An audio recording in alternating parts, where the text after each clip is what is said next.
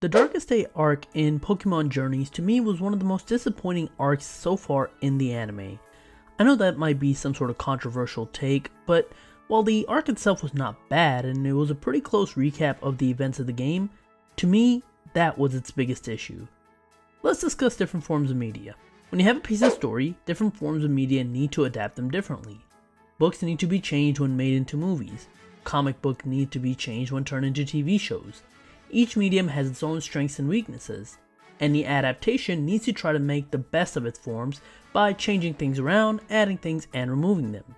For example, I like the Detective Pikachu movie. It's simple, fun, and tells a story that fits its runtime.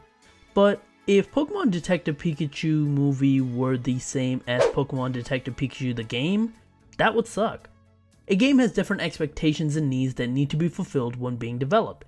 A movie has different sets of expectations that need to be fulfilled when it's being developed. Games are meant to be interactive.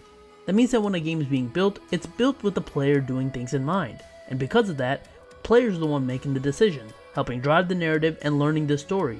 When developing a game, how do you tell the narrative to the player should be its main focus. When turning that same piece of story into animated forms, things need to be added to fit the runtime, reduced to tell the story in a more cohesive manner, and in my opinion, the Darkest Day arc in the anime didn't do that at all. In Sword and Shield, the Darkest Day storyline isn't really well defined. It leaves a lot of questions to be asked. What was the trigger to Rose's idea? How did he find out about Eternatus?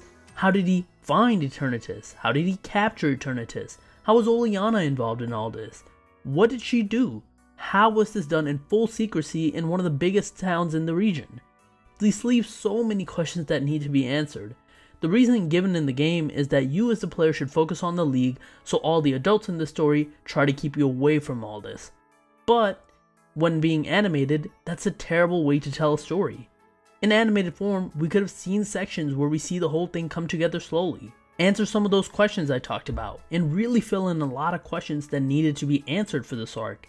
Instead, what happens is that we see Eternatus once in episode 12 when our heroes come to watch Leon vs. Lance, and then the next time we see Eternatus, it's captured by Rose with zero explanation.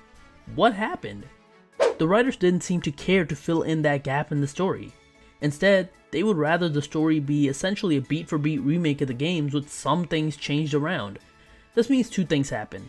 One, if you're someone who's already played the game, then you felt like you just wasted your time because you already seen the story. And B, if you haven't played the games, all the questions that the players had from playing the game, now you'll have watching this animated form. I thought after Diamond and Pearl where we saw things come together with Team Galactic, Best Wishes where we saw things come together before the Earthquake with Team Plasma, and XY where we saw the Team Flare arc develop in its entirety, the writers would want to adapt the story.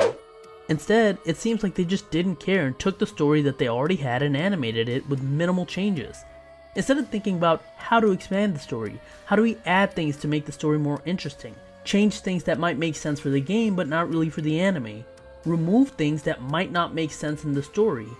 The writers of Journey instead decided to play it safe. They didn't want to expand the story, they didn't want to expand the lore. It felt like they just wanted to get through this arc because it was mandated by corporate. While this isn't the Sword and Shield anime, the anime is based on Generation 8, and in this case, it wasn't just the writers.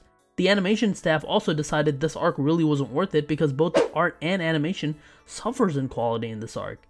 Usually that isn't really their fault. 99% of the time it's due to the time restraints they have when creating animation, but that shows that the animation department also didn't want to put in extra manpower to offset this time restraint. The people in charge decided this arc wasn't worth expanding. It wasn't worth telling well, and it wasn't worth telling a bigger narrative of. And that's really disheartening to me because to me the story in the game I felt had potential. It left so much unanswered questions that I felt the anime could have made something great. Instead, it is left as shallow and as with many questions as the game's version of the story. And in that case, I would rather play the game to figure out the story because at least with that, I can actually just enjoy playing the game. What a shame. And yeah, that's the main reason why this arc to me is one of the most disappointing arcs. It had so much potential, but the anime writers, the anime animators, and overall everyone involved with the anime didn't seem to care about it. They rushed it out as quickly as the story came in and never followed up on it. That's why it's so disappointing to me. I don't know. Let me know how you feel about this arc in the comments down below. Be sure to like, share, and subscribe if you like this types of videos. Let me know. You can also follow me on Twitter at @TheRealPDGaming and share me your thoughts there. And that is it. I will talk to you guys later. Peace.